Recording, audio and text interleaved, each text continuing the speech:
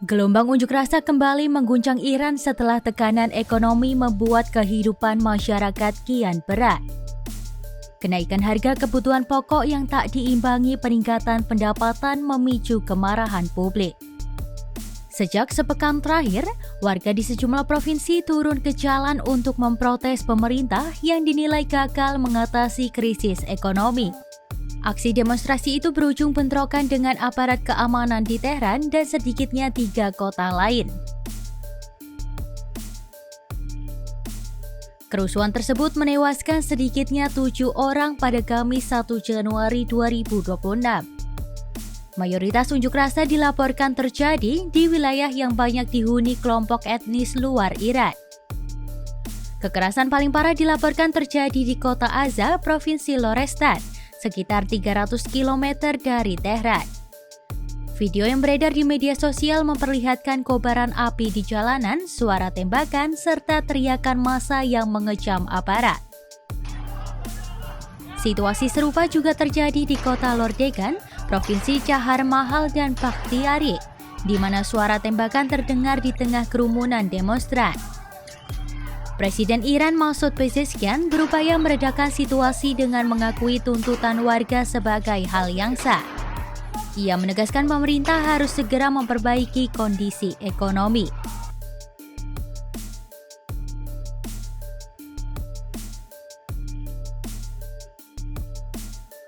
Namun, Pezeshkian juga memperingatkan bahwa negara akan bersikap tegas jika ada pihak yang memanfaatkan aksi protes untuk menciptakan kekacauan. Unjuk rasa kali ini disebut sebagai yang terbesar sejak demonstrasi nasional tahun 2022 pasca kematian Mahsa Amini dalam tahanan polisi. Meski demikian, aksi terbaru ini belum menyebar ke seluruh wilayah Iran dan skalanya belum sebesar gelombang protes 3 tahun lalu. Pelaporan korban pun berbeda-beda. Kantor berita Sami Resmi Fars menyebut 3 orang tewas. Sementara sejumlah media lain melaporkan angka korban lebih tinggi. Media pemerintah tidak mengakui adanya kekerasan serius. Minimnya liputan diduga berkaitan dengan penangkapan jurnalis sejak demonstrasi besar pada 2022. Pemerintah daerah Lorestan menyatakan unjuk rasa dipicu tekanan ekonomi, inflasi, dan fluktuasi nilai mata uang. Otoritas menegaskan suara warga harus didengar, namun memperingatkan agar tuntutan ekonomi tidak disusupi kepentingan tertentu. Kejaksaan Agung Iran juga menyebut protes damai sah secara hukum, tetapi akan menindak tegas setiap upaya yang mengarah pada kekerasan dan perusakan. Aparat keamanan dilaporkan menangkap puluhan orang di beberapa wilayah, termasuk 30 tersangka di distrik Malard dan 20 orang di kota Koutas. Sejumlah senjata api selundupan turut disita.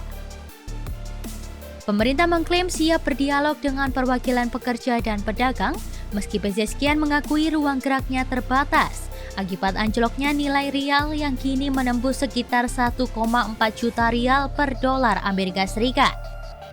Di tengah situasi ini, pemerintah menetapkan hari libur nasional dengan alasan cuaca dingin. Langkah yang dicurigai sebagai upaya meredam potensi meluasnya demonstrasi. Krisis ekonomi Iran sendiri diperparah sanksi barat, inflasi di atas 40%, serta dampak serangan udara Israel dan Amerika Serikat terhadap infrastruktur strategis negara itu. Pemerintah juga melaporkan 1 anggota Basij tewas dan belasan polisi terluka dalam bentrokan dengan massa. Di tengah memanasnya situasi, Badan Intelijen Israel Mossad secara terbuka menyerukan warga Iran untuk melanjutkan protes. Mossad bahkan mengklaim tidak hanya memberikan dukungan moral, tetapi juga mendukung para pengunjuk rasa langsung di lapangan.